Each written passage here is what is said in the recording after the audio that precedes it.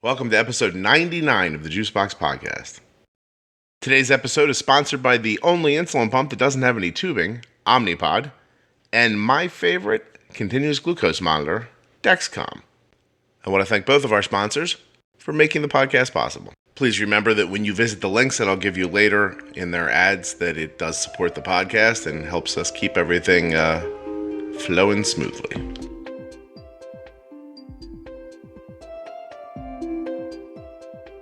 This episode is with Jessica Miller. Jess is the mom of a little boy who has type 1 diabetes and autism. Her son Scott was diagnosed with autism when he was about 18 months old and type 1 diabetes around 11 years old.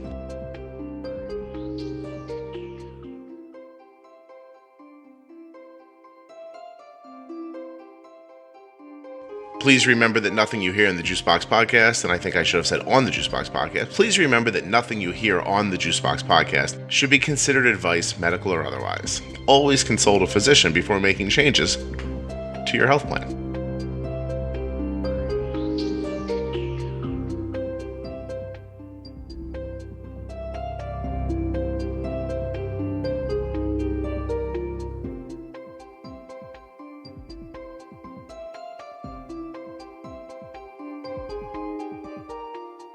My name is Jessica Miller. I live in the very far northwest suburbs of Chicago, like so far that you're almost to Wisconsin. Mm-hmm. I have a son that has autism and type 1 diabetes. He was just diagnosed in April, so it's been a bit of an adjustment. So go ahead. I didn't even mean to cut in already, but so diagnosed with type 1 in April of 2016?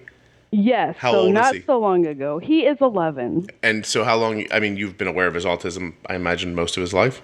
Yeah, he was diagnosed when he was 18 months, so it's been a long journey.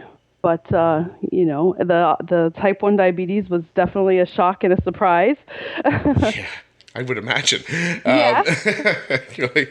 Did the word really come out of your mouth when the doctor told you? Did you just go, really? Yeah. Yeah, you can imagine. So tell me, let's talk about first. Are we going to use his name or no? Sure. Yeah. Actually, his name is Scott. So easy to remember. Easy for okay. So Scott's diagnosed when he's 18 months old. What are the early years with autism like? And is there you're going to forgive me a couple of times here because I'm going to ask questions that other people might know the answers to. But are there severities to the autism?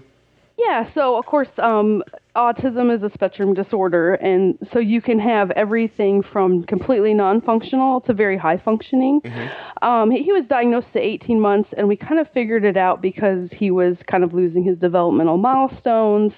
He had the sensitivity to stimulus, and he would spin. This was the biggest one for 45 minutes straight, just spin and spin and spin and spin. And so he would stare at lights. He was obsessed with like water and that type of thing. So when I had taken him we went to a children's hospital in Indianapolis, and they said right away, oh yeah, definitely autism. And so at that point we had started the journey with tons of therapy and doing everything we could. And at this point, at 11, almost 12 years old, he's pretty high functioning. He speaks.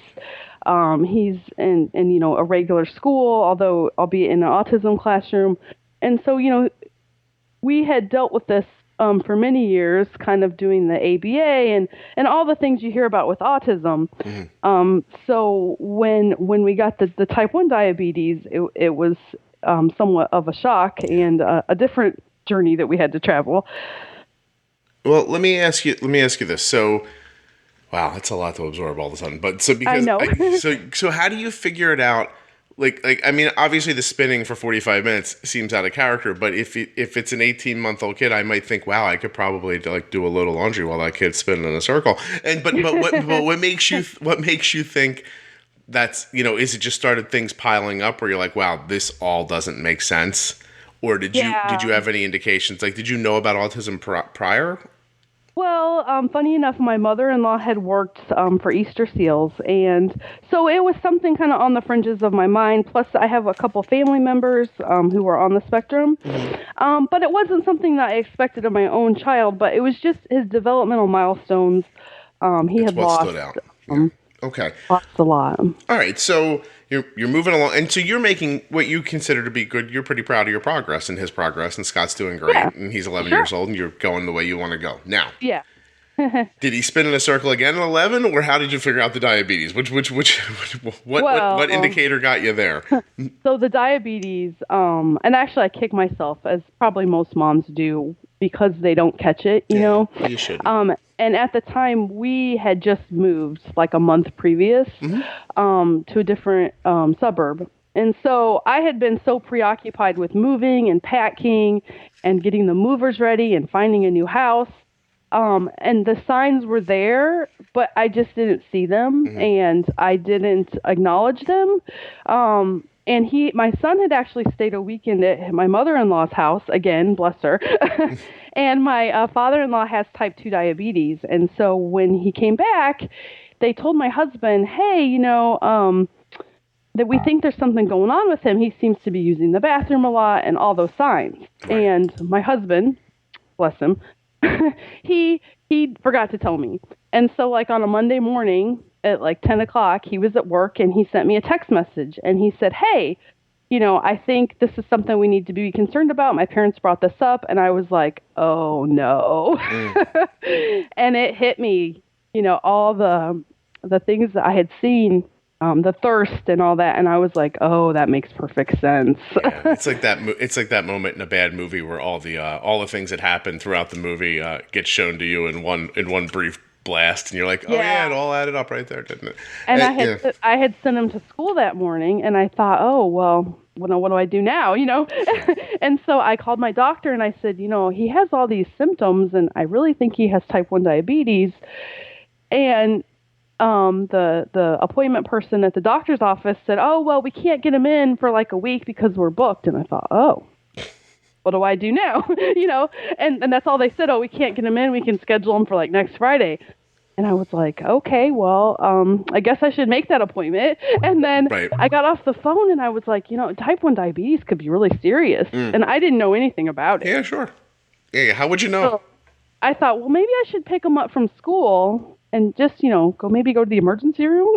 Right. Good for you. So I picked him up for school. And here's the thing with autism, because a lot of autistic kids love their routine. Mm-hmm. So first of all, I'm breaking his routine. You know, a mom shows up in the middle of the day and, you know, he hates doctors. And so I said, well, we're just going to go get you checked out, you know, Scott. And he was like, well, he was very upset about me picking up from school. And then he was like, what, I'm going to have to go to the doctor? Do I have to get a shot? And I'm like, well, you know, we'll just kind of see. I was just trying to keep it real low key. Yeah. Because he has kind of anxiety too, and I really didn't, you know, want to make it worse than it already was. You know, trying to kick in every trigger at the same time to go find out you have diabetes. Yeah. Right. Mm-hmm. So we go to the hospital, and we have a very good pediatric emergency room. And I thought, walking in, I thought, well, yeah, I feel kind of bad. Like, I don't want to, you know, take up the emergency room or people who actually have emergencies. This is my thoughts at the time. Yeah. And I take him, and he's kind of freaking out. And I said, you know, he's got all the symptoms. And they kind of looked at me. And I'm like, oh, by the way, he has autism, too. And they just kind of were like, the fear, you know, like, yeah. Oh, no, is he going to, like, melt down in the middle of our emergency room? So they took us straight back. And, you know, his blood sugar was 500 or just under 500. And they said, well, if it would have been 500, he would have had to go into the ICU. And you know, we went from there. It was definitely a shock, and my son was freaking out, but the doctors were all very good at working with him, and you know, they kind of knew that he was kind of a different patient. Mm-hmm. So well, that's good. I mean, listen, you sometimes all you can hope for is a little bit of understanding, so that so they can do, you know, at least the best they can for Scott. So there's a lot of interesting things in here. So once he's diagnosed, I mean, you know, no one enjoys being stuck with a needle, but Scott maybe more so than other people. So do get a handful of needles? Is that what they send you home with, like a pen or needles, or what do they give you? Yeah, they sent us home with the, like, I guess probably the standard introductory set. You know, you got your needles. I never heard it put that way. That's great. Your, meters, you got your little kit. You know, you got your Rufus the diabetes bear. And actually, my son, the whole time he was in the hospital, he was like, I want to go home. I want to go home. He was like obsessed about it. Yeah. And it's called like perseveration. So I think the nurses probably got a little sick of hearing about how he wanted to go home, and we got to go home in 2 days instead of 3. But then the third day we had to do like outpatient stuff. Yeah. But so they sent us home. But the thing is, a lot of kids with autism are very practical, very logical. Mm-hmm. So he kind of knew. Okay, he was like, okay, my life sucks now, and so I just kind of explained it to him like, okay, kid. You know, we call it the double whammy. You got the double whammy. You know, this is how it is. This is what we have to deal with. This is what we have to do. And he has been an amazing kid dealing with all the things he has to deal with. So that's really cool. But I have a question. So yeah. And again, I'm probably gonna sound stupid a number of times through this, but with autism, with your son's autism, does he think of himself as different? Or does he not? Well, so there's a lot of different ways people approach it. Mm-hmm. I have friends who never talk to it with their kids. You know, they kind of keep it on the down low. With him, we've always been really open. We're like, hey, you're like no other person. You just have this thing. You know, it's like an extra challenge. And we explain it to our kids that everybody has like some kind of challenge that they have to overcome. Right. And so he knows that he has autism. He doesn't particularly like having it, but he knows that he has it. And sometimes he'll say something like, well, you know, I have this autism thing, and so that's what makes me different. Mm-hmm. And I think him getting diabetes, it's been rough for him because he already knows he's different, and now he's extra different. Yeah. Before I was going to talk to you, Scott, I did a little bit of research on some numbers. Okay. And hey, listen, you've just out-researched me for the podcast. So you're going to make me look bad, but go ahead. Okay, so Autism Speak says that 1 in 45 children in the U.S. have autism. So that's about, and then if you talk about kids with diabetes, so there's 208,000 kids who have under the age of 20 who have diabetes. Okay. And 18,000 new diagnoses a year. So I do math badly, but if you figure it out, that's about 4,500 kids in the U.S. that have both autism and type 1, which isn't a huge number. But yeah, what a club, huh? I know. There's that's just a rough number, but and that doesn't include adults. So I know there's a group of people out there. And luckily, I've been able to connect through social media on Facebook and other forums with other parents that have the same challenges that I do. Okay. And I wanted to mention to your listeners that there is a Facebook page called Autism and Type 1 Diabetes. It has about 500 members, but it's a great group of people who can talk about the special challenges that we have with sensory issues and dealing with schools. We've already had the IEP, so adding the diabetes portion wasn't that difficult. I need another paragraph, right? Yeah. So I just wanted to let your listeners know that there are other people out there that have autism and have diabetes, and it is a special challenge, but, it's definitely something that can be dealt with, and there's parents out there that can help support you and who have been through this before. So it would occur to me that by the time diabetes gets to you, you're near a decade with autism. Yeah. You obviously are a resilient group at your house, and how much did that? What's the word? How much of the callus that you've built up over a decade with autism, did it help you with the diabetes? Like, do you think, because I talk about sometimes that since my daughter's had type 1 for so long, that there are things that happen in life that just seem benign at this point that I know that prior to diabetes I may have been a little upset about. Yeah. Are you just are you just the calmest person ever? Like this, what would have to happen to get you upset like that? Like if the roof blew off the house, would you just go get a tarp, do you think? Or I probably, my husband and I probably are just probably resilient people, but it was a shock at first. It took me about a month. Maybe it takes other people longer, but it took me about a month, and it I just didn't expect it. Sure. I mean, I thought, oh, my kid has this, and this is what he's going to have. You only get one thing, right? Yeah. And it occurred to me now, after speaking with you and listening to your show, that there's, diabetes touches everybody. It's just not a one-size-fits-all kind of thing. I'm sure there's kids with Down syndrome that have type 1 diabetes, other physical impairments, disabilities. It's not like sometimes you don't get one thing, sometimes you might get more than one. So, and these specialized groups of people, it's very, it makes you feel very alone because you get used to like the autism support groups. And then now now your support group doesn't quite understand. It's something out of their range of comfort, Yeah. You can understand, if your child has type 1 diabetes and you're a member of a type 1 support group, everyone kind of has a commonality. Mm-hmm. And that was the same thing. It's almost like I felt like I lost my family, even though, I can still talk to people with autism. No, I hear what you're saying, though. Like, so you added something new that they couldn't relate to, and all of a sudden you're an outlier. In a group of outliers, you're an outlier. Exactly. Yeah.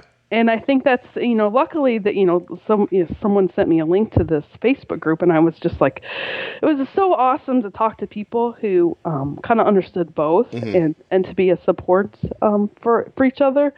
But even to talk to just a type 1 diabetes group, they don't quite understand. I can imagine. Autism. No, I can imagine. Is it a private group, the Facebook group you belong to? Yeah, sure. Yeah. But if people want to join, they can send a request. And, there's certain guidelines that they have. We try to keep it non-political. Yeah. And try to just be a support group. You don't do things like say, I saw in another group how a mom was upset because her kid's nurse forgot to call at lunch, and you go, ha ha ha ha, ha. Silly people and their small problems. Yeah, we try to keep it very positive. And, the interesting thing, and I don't know if I should open this can of worms, but being a member of autism support groups, you get a certain fraction of those people who might have some type of belief that maybe vaccines cause autism. And I find that you get that same thing with diabetes. It's sort of some of the same issues and some of the same very contentious, topics, and it's kind of an interesting. I think that it's very it's human nature very much to want to know why something happened, and when there's really no way to know anything seems like a good answer because it's an answer. Yeah. So I don't misunderstand. Excuse me. I understand when people look into things like that. And people want to find a reason and want to know why. Yeah. And sometimes the why you're not able to know. Let me ask you this. This is a tough question, maybe. We're walking down the beach. We see a bottle. I let you rub it. A genie comes out. He gives you one wish. But you can only make one go away. Which one do you make go away, the autism or the diabetes? Oh, the diabetes. Really? I don't even have to think about that one. That's really interesting. And tell me why. I think, well, maybe it's just because I had dealt with autism a lot longer, and I'm blessed that my son is pretty high functioning. Mm-hmm. If maybe he was lower functioning, I would want the autism to go away. But the diabetes is just, right now, it's just, kind of a lifelong thing I'll have to deal with. And on top of that, the autism makes it hard for him to self-care, which is something that we're really working on with him. I don't know what the future holds for him. When he's 18 or 20, is he going to be able to live by himself and to be able to take care of the diabetes? Right. No, were you concerned about him living by himself prior to the diabetes? I was, but not as much. Not as much. I figured he could figure it out. He can figure things out. If we spend some time explaining things to him, he can figure it out. And he's done really well with the diabetes. Right. He prefers me to do it, but if necessary, he'll take care of it. Can do it. What's interesting is the 2 days ago, Arden's school changed something about their server, and of course didn't tell anybody. So yesterday she goes into school, and all of a sudden I can't see her Dexcom CGM anymore. In a moment, I'm going to try to be thoughtful and witty and turn this server story into a learning situation. But first, how about an ad? Okay, I want you to imagine you're looking at a blood sugar that's 140, and you're a person who manages with needles or a syringe. I guess needles and a syringe are the same thing. A pen or a syringe. Be honest, ask yourself, would I inject to try to make a 140 blood sugar a 90 blood sugar? Would I inject to try to make a 120 blood sugar a 90 blood sugar? My guess is no. My experience tells me that when I was with my daughter, it didn't feel valuable enough to stick her with a needle to get her blood sugar to move 20 or 30 points. But when you go to your endocrinologist and you look at your A1C and you say, oh, I wish it was a little lower. How could it be a little lower? That's the way. If you stop and think about 30 points a day over 24 hours, that's the difference between another point in your A1C. And so if you have an insulin pump, you can look down and see a 140 blood sugar and say, I'm going to bolus for that. I'm going to give myself insulin and try to make this 140 90. I'm going to try to make this 110 a 90. I'm going to try to make, a 150 a 130. I'm going to try to push my blood sugar down closer to where I want it to be. I can make these sort of fine adjustments and maybe, send these small micro boluses or up my basal rate or whatever it ends up being, just to move your blood sugar that little bit. There's a billion other reasons you want an insulin pump, but I'm just talking about this one specific one right now. If you want finer control, in my opinion, you need an insulin pump. And in my opinion, if you're going to get an insulin pump, you're going to want to get an Omnipod. If that sounds like something you're interested in, please go to myomnipod.com/juicebox to find out more. Omnipod would be happy to send you out a free, non-functioning demo pod just so you can get a feel for how it looks on you and how it feels before you make any big decisions. At first, I was like, well, we'll wait and see. Like, it might just work itself out. I took the let's see if it works itself out approach. Sometimes it does. But also, I thought, well, this is good because I sent her a text. I said, look, you're going to need to be more aware of what your glucose monitor is telling you now. Like, don't just count on me to get an alarm and know, and things like that because. You said that autism makes it harder, which obviously it does. Being a person makes diabetes harder. You know what I mean? Like just not wanting or to deal with it, or just not always being aware. You're just off living the other part of your life, and you're not thinking 24/7 about this thing. Yeah. And so I sort of took it as a good thing, and I found out there's some sort of certificate or packet or something we have to download on our phone now, which I need to get done before I'm getting on an airplane tomorrow. Because I really need it to work tomorrow. But I do think also these days are valuable where she just is kind of forced to do it. So I'm not on the other end and she can kind of do it. And I don't feel nervous about it at all. I feel very calm about it. I think these things need to happen, but at the same time, when you're talking about your son moving out one day and needing to take care of type 1 diabetes as a person with autism, I guess I would be really nervous about that. That doesn't sound like something I would just be like, oh, it'll be all right. It'll work itself right out. Yeah. And so how do you picture your life like when you look ahead? Like I'll joke and say like Arden's going to leave for college and then I'm going to sleep for a month. Like that's my plan. Yeah. Yeah, right. I'm going to lay down. I'm going to go to sleep and I'll wake up in like 30 days maybe. But I know that's not exactly how it's going to go. Yeah. What's your pipe dream and what do you think the reality is? Well, I don't try to look that far ahead because honestly, I don't really know. The next big thing that I'm worried about is actually driving because he's 11, almost 12. And so that's coming up in 4 or 5 years. I see. And so I try not to think that far ahead because I don't know. I don't have the answers. Yeah. I guess you need to live the years to figure out what the answers to the next questions are, really. And autism is constantly changing. Like something that he might not be able to do today, he could do tomorrow. Like riding a bike was such a big challenge for us. Right. Did I have to teach him how to ride a bike? No, but I felt like it was like a valuable life skill that he should know. Like, what if he can't drive? Then he'll need to ride a bike. Mm-hmm. But the whole motor skills thing was just very difficult. And so he actually took a special class through like Special Olympics, and they taught him how to ride a bike. That's and they broke it down step by step by step. You know, and so he was able to do it. Now, does he enjoy riding a bike? No, he hates it. But it's something that he can do. It's a skill that he has, and we're going to have to approach the rest of life the same way, you know, step by step. And if he needs a little extra help, then so be it, you know. But I will say we just recently got a Dexcom. We've had it for like 4 weeks, and it is an amazing tool. Do not take my Dexcom away. And we're hoping that he can get the OmniPod, hopefully by the end of the year. He's being very resistant to it because it's a sensory thing. And we kind of made a deal with him, like, hey, let's get the Dexcom first and see how that works out. And then hopefully we'll be able to move to the OmniPod. I know that a regular pump is just not going to work for him because of sensory issues and the tubing and all that stuff. Yeah. So I'm really hoping that he will allow us to use that technology. What is your finding so far with the Dexcom, that once it's on, does he forget about it eventually? Or is he always sort of aware of it? He's sort of aware of it. With him, it kind of has to be his idea. And so I kind of pitched it to him like, oh, this is going to be amazing. You won't need to do as many finger sticks, and you'll be able to know. And we got him the Pebble Watch, so he wears that to school. Okay.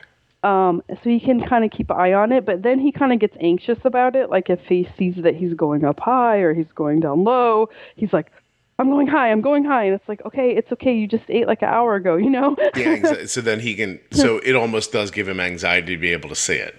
Yeah, there's been times when I've turned the watch face off just because, like, the other night he was just high and he wouldn't come down, and he was just being stubbornly high and he was freaking out about it. So I'm like, okay, I'm just going to switch the watch face off so he can't see it. I wonder how much do you see the high blood sugar affecting his personality too?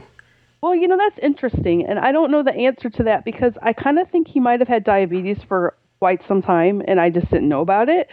And I don't know how the disease progresses, but, you know, his behavior last year was really bad at school to the point where they were considering putting him in like an autism self-contained like school.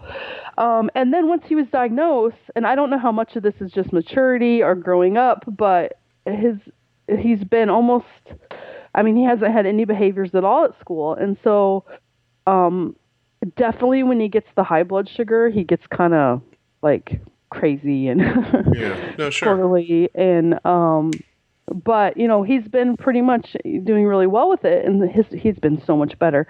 And I just don't really know like how long, you know, his pancreas was holding out last gas, and how much of that contributed to his the way he acted. Yeah, because it does have a lot to do with it. Arden was really snippy with me the other day.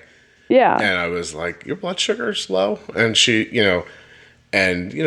was low-ish. I guess she was like 60. And and she's like, no. And then I was like, no, let's look. And she looked and it was 6 because she was low and we ate something and thought it was going to do it. And then it just didn't do anything. Yeah. That's always frustrating. Yeah, a lot of fun.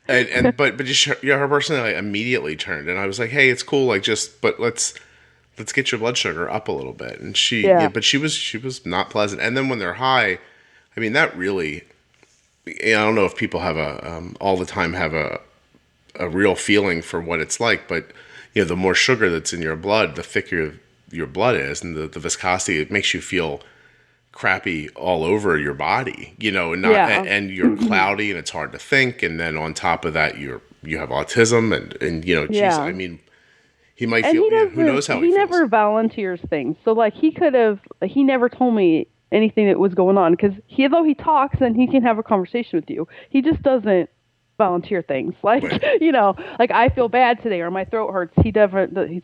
He would just go on and on without anybody knowing.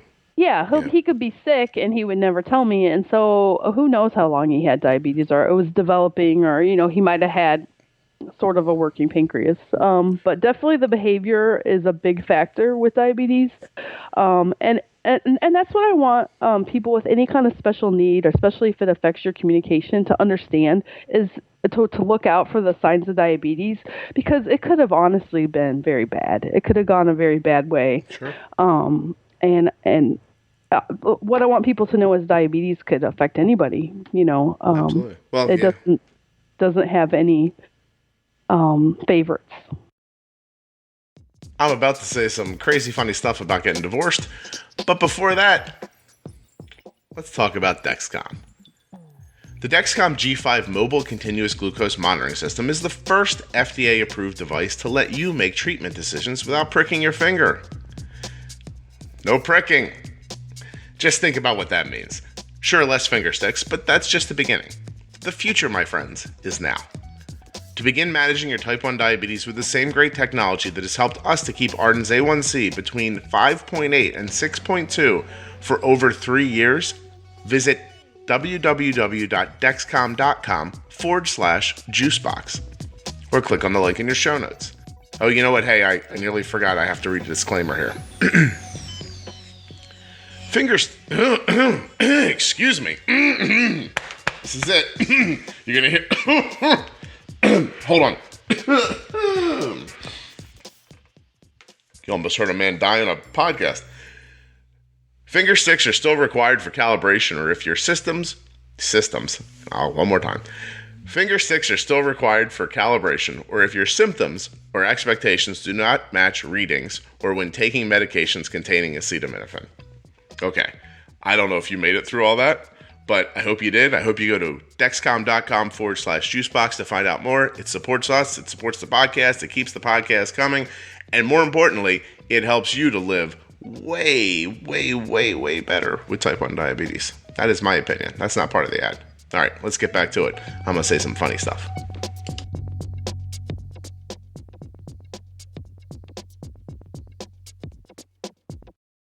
Yeah, it's funny because you said something earlier that I think is a very common kind of human feeling. Like, well, I already have this. Like, I'm not going to get two things. Right, yeah. You know, like that wouldn't be fair.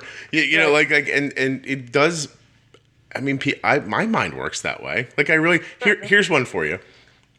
I don't think a lot of my friends listen to this. The more people I know who get divorced, the more I feel like I won't ever get divorced. Yeah. Right? Because I'm like, right. The odds are we can't all get divorced, can we? Yeah. You know? And so secretly when people get divorced, I'm a little like, oh, right on. Like, that's good for me. Oh, I'm good. Yeah. I'm good. That increases my chances, right? Yeah, which, of course, is patently ridiculous. Yeah. Right? And, I bumped into somebody today who I'm about to have shoulder surgery. I have to have my rotator cuff repaired and some bones like reshaped, and I had an accident when I was a kid, and I didn't have medical insurance, so I just went home and I was like, so Tylenol and ice, this ought to handle it. Yeah, this will be great. Yeah.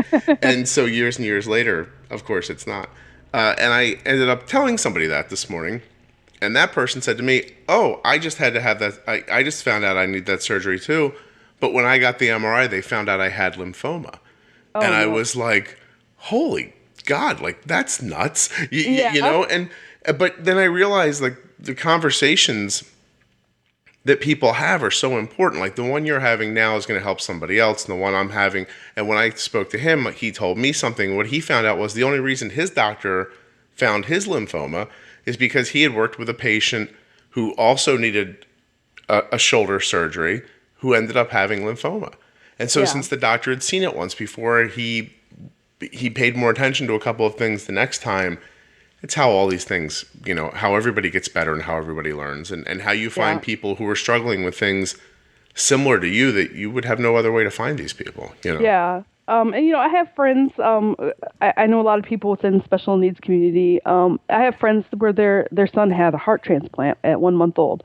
Now, I don't know if they've ever thought about type 1 diabetes, but it's something that even though you had something terrible happen to you or your child, diabetes could happen to you. Other things could happen to you. Something else isn't going to go wrong. Right. Yeah. Right. And to me, it never occurred to me. I was like, oh, my kid has autism, We're done. Yeah. So, I mean, my daughter has other special needs. And now she's petrified of getting type 1 diabetes. And And when we were in the hospital, they said, well, who in your family has type 1 diabetes? And I was like, nobody.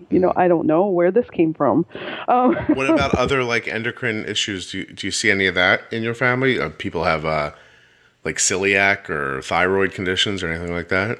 Not really. No, I think my husband has an aunt maybe that had some thyroid issues, but nothing, Like nothing overwhelming. major. Yeah. Yeah. And so I just had no idea. It just like I had never really been around anyone with diabetes. Sure. My husband's father has type 2 diabetes. My father was actually just recently diagnosed with type 2 diabetes. But it never really, I hadn't really been around it. I had no idea. In fact, I am embarrassed of my stupidity when it came to the difference between the two. And it took my kid getting diagnosed for me to kind of understand, now I understand the difference. Type 1 and type 2. I never really, I thought it was kind of all the same. I didn't really understand that type 1 was an autoimmune disease. I just thought type 1 was diabetes that kids got. I don't know. It's understandable. Somebody just asked me the other day at what age Arden's going to outgrow this. And I was like, yeah. And it's just because of the word juvenile. When the JDRF came out, it was the Juvenile Diabetes Research Foundation, and now there are still some people who just think, oddly, that it's a disease that can only affect you while you're a child. Yeah, and actually I make it a point now when I talk to people to say, well, type 1 is autoimmune disease, and type 2 is, basically your body doesn't use the insulin that it might produce. So I try to... You're trying to spread the word. Because... I'm kind of embarrassed at my general lack of understanding before my son was diagnosed. Yeah. And I worked with people who had type 1 diabetes, and I didn't understand. I grew up with a very good friend that had it, and when Arden was diagnosed, I realized how little I understood about it. So yeah, I think it's pretty that's all reasonable. Let me ask you this. About so you've been living, let's see, April, May, June, July, August, 7 months with diabetes-ish, 7 months-ish, and you just got a glucose monitor. What's the difference before and after with the glucose monitor? Oh, it's amazing. It's somewhat actually, probably worry about his blood sugar more than I did before because I can see it. Mm-hmm. So like this weekend, he was high all weekend, and nothing was bringing it down. Like, I don't know what's going on with him. I think I need some corrections. Need to talk to the endocrinologist. But having that information is just so handy. And not only that, but he went on a camping trip with his Boy Scout troop. It was 3 days. Now, Dad tagged along, but he was able to kind of hang out on the fringes and not... be right up his butt. Yeah. And so that was just such... So you're using it more as more of a safety tool for you at the moment, right? It is, yeah. And are you looking forward to having it help you more with the blood sugar management too? Yeah, I mean, it has helped us somewhat. I can do a correction at 2 hours now instead of waiting until he eats. So it's somewhat, it's been helpful in that way. It did catch a really bad low one night. He was like down to 50, and we had just gotten the deck, so we'd only had it maybe like 3 or 4 days, and I didn't have the low settings set up quite right, and so it didn't alert me till it was like a urgent low, right. And that's like frightening. That was terrifying. But I would tell you that I wouldn't even, here. Listen, if this makes you feel better, I don't think his 50 is being all that low. So. And you won't one day either. Not that you want to be 50 or that you won't want to correct it immediately, but I don't feel panicky till like 35. Oh. Then I'm like, hey, okay. I think the lowest we've gotten down to has been like maybe 43. You're doing great. And so okay. So let's take. Do you want to talk about it for a second? Like talk like nuts and bolts of it for a second? Sure. Yeah. Okay. Cool. So because you said you were high all weekend. And then that makes me sad because that happens to everybody. It happens to us. And I know what it's like to get stuck and then just be like, I don't know what to do. Yeah. Do you think if you had a pump, if you were able to talk him into the Omnipod, do you think you would have handled the weekend differently? Because I always wonder how much of watching those highs be high when you're doing injections is just not wanting to inject, like actually literally poke somebody with a needle again. Well, he doesn't seem to mind. He's not very anti shots. Mm-hmm. he's never really complained like, oh, don't give me a shot. But then you said also he won't speak up. So do you think it's possible that I'm going to break your heart here, but do you think it's possible he doesn't like it? He just won't tell you? Well, yeah, I mean, it is possible. I don't know. Jess is like, hey, buddy, shut up. Let me live in my bubble, all right? I don't want to think about that. No. But I'm sorry. Well, and then I called the endocrinologist because he was high, and it was the first time. This was just last week. It was the first time he was like high, and it kind of freaked me out. And I think he's kind of coming out of that honeymoon. Okay. And he wouldn't come down. And so I called her and I was like, hi, remember me? But yeah. Remember you? She's like, oh my God, yeah, I think about you every day. Yeah, right back. Yeah. I guess maybe that's the nice thing about having a double whammy kid is that you get good attention. So she calls me right back and I was like, I don't know what to do. I was like, I gave him, correction 2 hours ago. I just gave him another correction like 20 minutes ago, and he's just not coming down. And so she was very nice and understanding. She just told me exactly what to do, and he eventually did come down. Mm-hmm. But it's so frustrating when you have that dex and you just see it like hanging out there. What do you mean by high? Where was he? So when he was high, he was like 500, 600. It was high. Like, but it's really frustrating to me, and maybe this isn't such a big deal. I don't know. I'm not that far along in the journey, but just to watch him hang out at like 250 the whole weekend is just like, oh, if he could just come down, like that would be great. So here's what I would say. Like if I was your endocrinologist, which I'm not, which by the way, you almost said angercrinologist, which I'm going to use at some point. That was fantastic. You kind of tripped for a second when you were speaking. I'm like, oh my God, is she going to say angercrinologist? Because that's so good. But nevertheless, like if you would have called me, which you would have no reason to do that because, hey, let's say it right here, Jess, I'm not a doctor and nothing you hear on the Juicebox podcast should be considered advice, medical or otherwise. But if you were to have called me like a friend, I would have been like, hey, let's really get a lot more insulin going. So what did you do? Like, what did you try? Your podcast has made me a lot more braver. First of all, I knew nothing about pre-bolusing. And I kind of mentioned it at one point to the doctor, and she goes, oh, yeah, you can do that. That's something you can do. But I kind of feel like when you get the diabetes diagnosis, they tell you the basics, and it's like, why don't they tell you more? Like, well, they should tell you about this pre-bolusing thing. This is amazing. Well, and it's funny. We call it pre-bolusing because it needs a name, but all it really is understanding how the insulin works.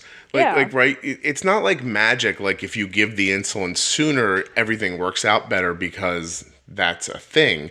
It takes a while for insulin to begin working. No one ever tells you that. Like no one ever says. Like imagine, I think it's very simple, right? If you're driving and, we know how brakes work. You step on a brake and your car stops. What if you stepped on a brake and then it was like 5, 4, 3, 2, 1, and then the brakes worked?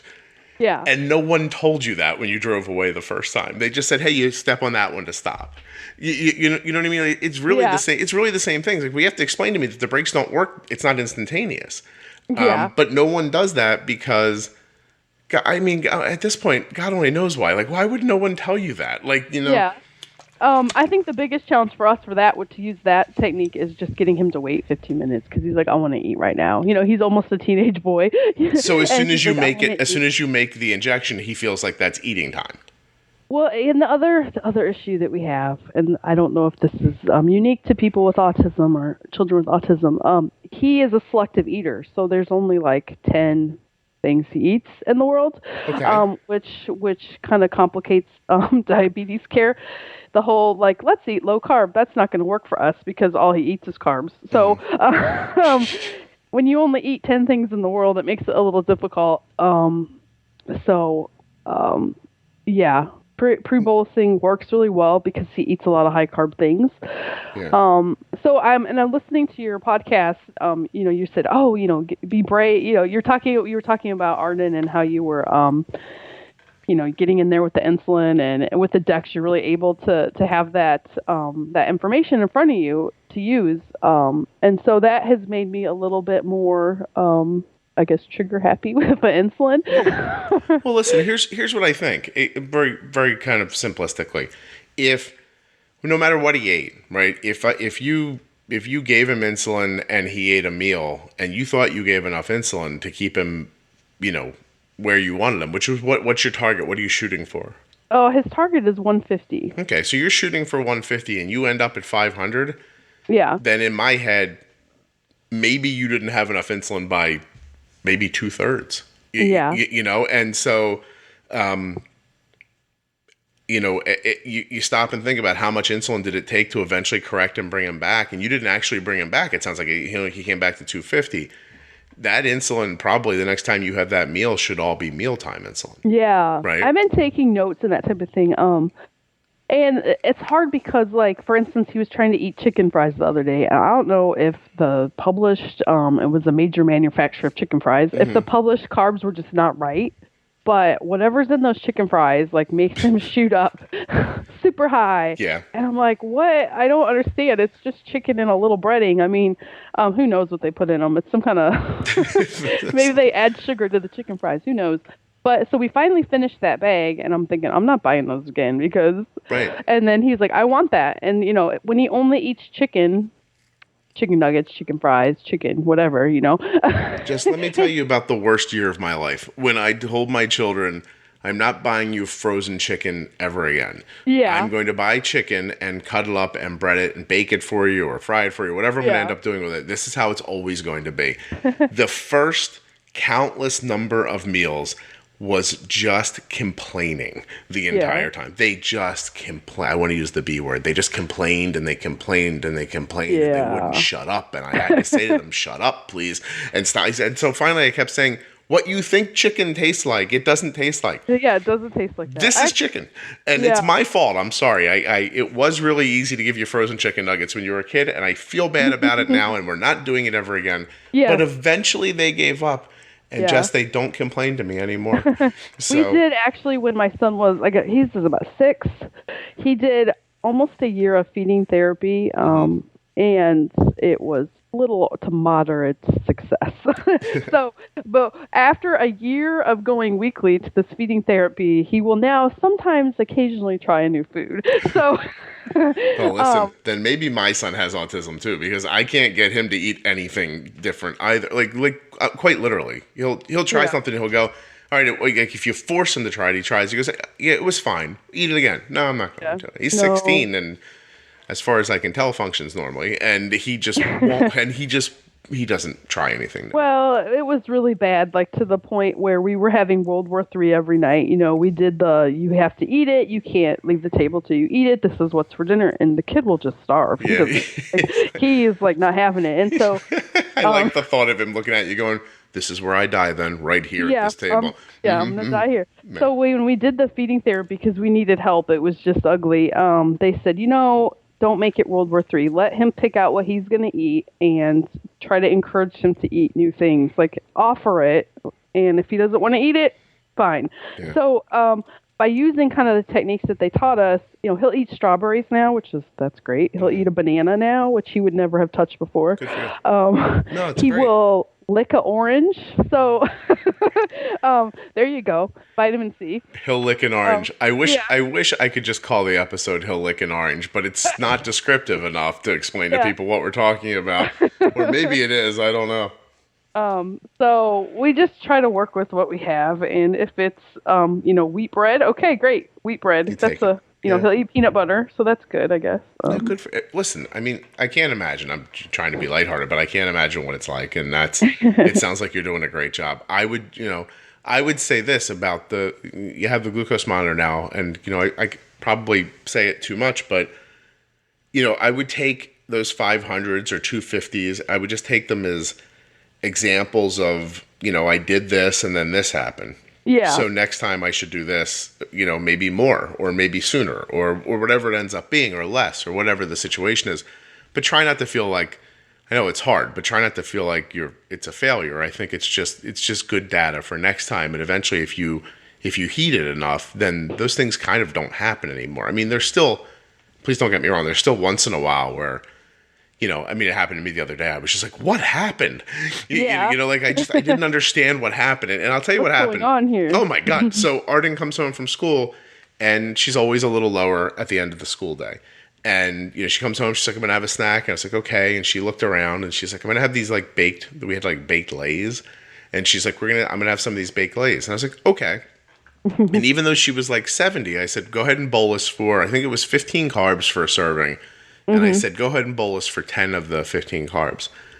And she was in a hurry. Excuse me. I'm just getting over a cold. And she's in a hurry. And instead of taking some out and putting them like in a bowl, she just grabbed the bag and she went and did her homework. Yeah. And so everything's going great. And, is your homework done? It is. I said, oh, good. Get dressed for, I think she had softball practice. I was like, get dressed for softball practice. She gets dressed. We go over on the field. And, of course, she loses her signal for about a half an hour because she walks down to a batting cage. But I didn't care because she was like 110 when she walked down. I'm like, it doesn't matter. She's fine. Because I'm so good at this, it's not really going to be a problem, right? And she comes back up from the batting cage, and she's like 260, 2 up. And I'm like, what the heck? What I was like, did the pump fall off? Like, what happened? Like, and I give her a bunch of insulin, just blindly bolus 2 units. I'm like, just through the fence. Yeah. And the practice ends 15 minutes later, and I get her home, and it's 3:30, and it's going up and up, and we're testing, and she's like almost 400. I'm like, what is happening? And so it didn't look like it was the pump, so I gave her more insulin, and I stopped. Finally, I was like, okay. I said, did you have more of those chips than I thought you did? And she's like, maybe. And then she brings the bag back. She ate like half the bag of the chips. Yeah. And I was like, wait, what? And I looked at her, I'm like, you have you have diabetes, right? Like, and she's like laughing, and I'm like, I said, what happened? She goes, I don't know, they were good. I just ate them. And I was like, and whose fault is that? I mean, I guess it's my fault, like, or it's her, but it doesn't matter. It just happens sometimes. Yeah. So, well, the thing that trips me up, it was so funny because right after my son was diagnosed, so April, May, he eats waffles every day for breakfast, like the Eggo waffles you buy in the, the yellow thing. So I had looked at it and I was like, oh, it's 30 carbs. And so I was giving him insulin for 2 waffles, which I thought was 60 carbs. Right. Well, then he was going low every day at school. And then 2 months later, I looked a little closer at the box and I was like, oh, 2 waffles are 30 carbs. But see, now that's a great example. 2 months later. And I was like, I've been giving too much insulin for 2 months because I thought it was. See, I'm so glad you told that story though, Jess, because listen, how low was he getting at school? Not terribly low, but. Put a number on it for me. It was 60. Okay. It was that. So then here's the great lesson back from this one. You thought you were giving the correct amount of insulin. Yeah. By what the package said, you were giving twice the amount you should have been, and he was only 60. Yeah. Which means if you give insulin for correctly based on the box, he's going to get high afterwards. Yeah. And have you found that? I think sometimes things are incorrect, like those chicken fries. I'm pretty sure that the package is wrong. A couple times, he'll grab. You have to be really careful with servings because he loves Doritos. So one time we were at a gas station and he grabbed a pack. And I looked at it, and I didn't look at the servings closely enough. And I go, okay, 20 carbs, whatever, that seems right. Well, it was 2.5 servings per bag. So really, it was 40, whatever. 50, so, And here's the thing, too. I will say this, too. I'm pretty confident saying this. The carbs in processed food are more impactful on your blood sugar than more natural foods. Yeah. They just are. And so. For sure, definitely. Yeah. And maybe you'll get a pump one day and you can start adding temporary basal rates to things. And, we do that kind of thing all the time. Last night, I think we had baked chicken I had mashed potatoes left over. So I I kind of cheated, twice baked them. And I think we had bagel bread or something. So there was a lot of carbs. And so we pre-bolused the meal, and I doubled Arden's basil for 90 minutes afterwards. I was just her basil is moved up again. I think it's more my gosh, maybe I should know better. But I think it's 0.8 or 0.9 an hour. It's almost up to a unit an hour. And I just doubled it on top of the pre-bolus, and everything was really good because once those carbs start working, you just need more, so. Yeah. And I think that's probably a lot with why he's probably running high. My son has never met a piece of processed food he didn't like. So he told me he doesn't like real mashed potatoes. He only likes the box. So I'm the food you make sucks, Mom. I know. I'm hoping as he gets older, he realizes, Whole Foods are great for you, but right now you're where you're at. Yeah, and it's a bigger fight than most people have. So you said what do you think your odds are of getting him on an insulin pump? Or is it going to be are you going to have to bribe him, do you think? Oh yeah, probably. So my plan is he's got a visit scheduled in November. I'm going to try to get him to do the demo. I'm like, look, it's the demo. It'll be great. I have the package for the demo sitting on my my countertop. You do have it?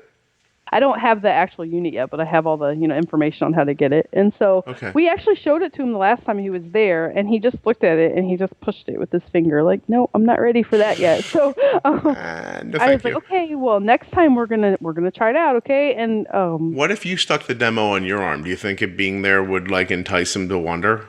I actually just saw something some dad that had done that for their kid on Facebook or something. And I was like, oh, that's a totally great idea. So I think I will try that. I haven't done a Dex, but I did, when he was first diagnosed, I would prick my finger with him and do that. And I let him prick my finger. So he got a big kick out of that. So he probably would like that. So I'll try that. Well, listen, when you use the link in the show notes to order your demo pod, I would just ask them, if there's a way to ask them, just send me an extra one so I can show it to my son first. I'm sure they would, honestly. Yeah. So I've heard great things about their customer service. I'm sure they would. Yeah, I don't imagine that they wouldn't. I think they'd be excited to help you, actually. So that's all right. So we didn't get as deep into a couple of things as I wanted to as we come up on an hour. So let me ask you this a little bit. I think I have the general understanding. It's, taking care of your son with autism and diabetes it's a lot like taking care of any other 11-year-old with diabetes, with the exception of things like, the sensory issues, and that he won't reach out and tell you how he's feeling and things like that. And so it's not, I guess it's not, I don't want to say it's not as different because it's obviously more, but it's not in your description hitting me as much more as I thought it was going to be for some reason. You seem reasonably sane is what I'm saying. And I thought you would just be like a babbling loon. You'd just be like, oh my God, the diabetes now. But are you getting there? You should have checked me 5 years ago. Okay. We didn't have the diabetes, but I was trying to work full time. And then I was trying to take my son to all these therapy things, like speech and occupational therapy and this and that and the other. And I was going insane. And so finally I just said, I can't do everything. I can't do this. And luckily I was in a position where I didn't have to work. And so to make life easier, my daughter actually has some issues too. So I stay at home. I take them to their doctor's visits and do all the things. Well, that's good. Listen, there's only so much you can do. I told my wife this morning, I've known for 6 months that there was something pretty wrong with my shoulder, and I kept putting it off, after the summer, after this, after that. And then finally, a handful of weeks ago, I tried walking somewhere while holding a bottle of water, and that was impossible. And I'm like, what? I probably need to do something. Yeah. And as caregivers, we take care of ourselves the last because we have to worry about everybody else. So. Yeah. And then, but I finally gave in, and so I've scheduled the surgery and things like that. There'll actually be a gap where I won't be able to do any podcasts for a couple of weeks. The doctor's explained to me that I'll probably pretty much be laying around just trying not to move. But nevertheless, I'm in constant pain at the moment, and it's draining me.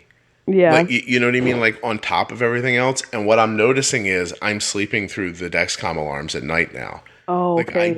I found the limit where my body doesn't care that there's something else that needs to happen. I've gotten past that now. And so my wife's been kind of picking up the slack for me there. By picking up the slack, I mean she wakes me up now. She kicks me and says, hey, the Dexcom's. I'm like, well, if you heard it and you're already awake. Yeah. So, along with the autism, Yeah, I have to go to the school a lot. If it's not for the autism, it's for the diabetes. You know. Sure. Hey, it's so me. I'm either at the school or I'm taking the kid to like some kind of doctor's appointment, or there's something that I have to do. I'm like pretty busy all the time taking care of the diabetes, and I give mad props to the parents who have to work 40 hours a week. They don't have a choice. They have to work, and then they're trying to do all this other stuff, and it's exhausting. It really is. I don't know how some people do it. I don't know. Like, people tell me, like, I don't know how you do it. And when you're in the situation, you just do it, right? I mean, you just have to get the job done. Yeah. So. but so you actually still look at, there are other people you look at and you're like, wow, I don't know how they are accomplishing all this.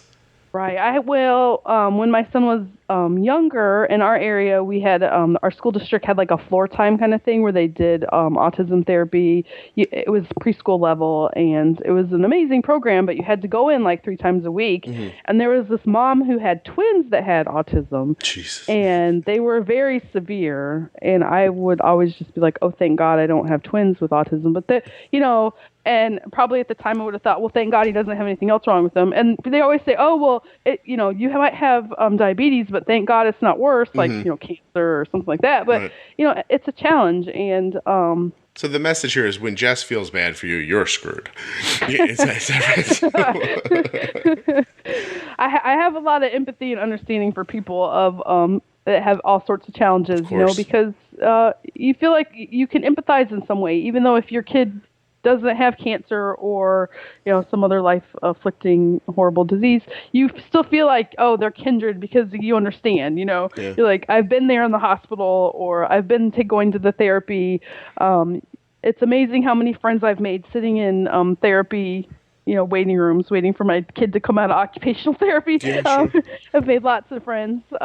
Yeah, sure. Because you're finally like, look, there's somebody living my life as on the caregiver side. And somebody will understand if I flake on them for a lunch appointment at the last second, or that I could talk to, who won't just stare back at me thinking I'm complaining. It's funny. One of my best friends, her son also has autism, and we kind of met at the therapy place.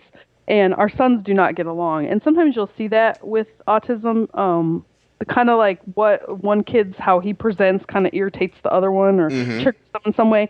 So even though we're the bestest of friends, our kids do not get along. So anytime we try to do any kind of activity, like her son has a lot of stimming, and stimming drives my son up the wall, it's always a challenge. It's like we will kind of want to hang out together, but we have these kids we have to kind of that's really it makes sense, and it's interesting at the same time. So yeah. But like I said, it can affect anybody. Autism is a silent epidemic in this country, and diabetes is too, and they can both affect you. And if your kid has some kind of issue, it's something that you need to be aware of, especially if they're not very don't have very good communication skills. If they have apraxia, or if they have a more severe form of autism or intellectual disability, and they don't have the communication skills, it's important to know the warning signs of diabetes. And even more so. Yeah. And to know that it can affect you. Right. Well, okay. Well, we are right at an hour. You were fantastic. Did you get through your notes? I know you told me you had notes. I did. I just had statistics. That's good, though. I've never made a note for the podcast. I wanted to talk about this. Now, in 1958, about 1% of the population had diabetes. Now 7% of the U.S. population has some type of diabetes. So it's a growing problem. And with that, there's going to be people that have a double whammy of some kind. Yeah. And it's obviously more and more possible as those numbers grow. So keep an eye out. I think that's why I just wanted to come on the podcast. Mostly is just to tell you to pay attention and know the symptoms. Increased thirst, increased urination, irritability, sores that don't heal. My son had all of those, and I chose to ignore it or not acknowledge it for many months until it was brought to my attention, and then it all clicked into place. Yeah. Okay. Well, thank you very much for coming on, and I want to wish you, great luck, you and Scott and your daughter and your husband and that top little corner you're in Chicago up there in the very, very, very corner of Chicago. Almost to Wisconsin. Almost to Wisconsin. It's really cold there, so good luck. The winters are I don't understand why you all don't leave. Perfectly honest. I got a snowblower for the first time. Bought it on 4th of July off of Craigslist. I haven't used it yet. I'm super excited. Again, Craigslist snowblower would have been a great title for this episode, but I don't think that it in any way describes what we're doing here. So, well, thank you really a ton for coming on. I really appreciate it. And best of luck. Awesome. Thank you, Jess, for coming on the podcast and for sharing your story and Scott's story. Big thanks to Dexcom and Omnipod for sponsoring the podcast and helping it stay free for you. Use the link in your show notes or type it right in your browser, www.dexcom.com/juicebox and www.myomnipod.com/juicebox. Find out more today. What else? Hey, if you're enjoying the podcast, go to iTunes and leave a rating and a review. If you're not enjoying the podcast, don't do that.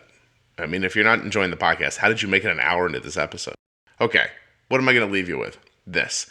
The next episode, episode 100, I have something special in store. You're going to love it.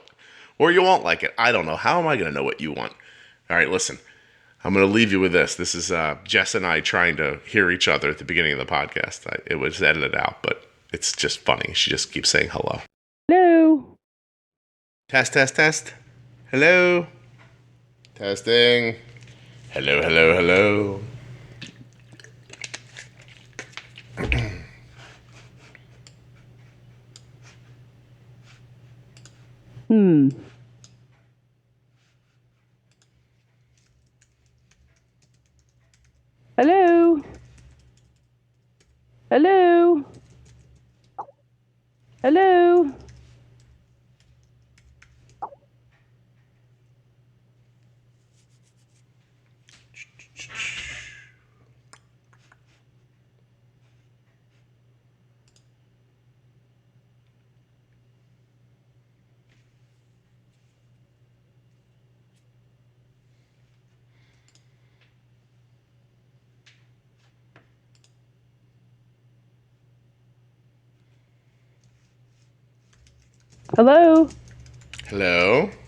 Hello. Can you hear me?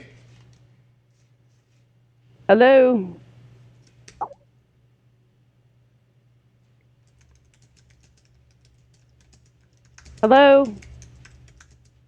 Hi. Can you hear me? Can you hear me? I hear you great. I got it. I had to change the setting. Do you hear me now okay? I do. There you go. I was typing, and I was like, she'll look down. It'll be okay. Yeah, I figured.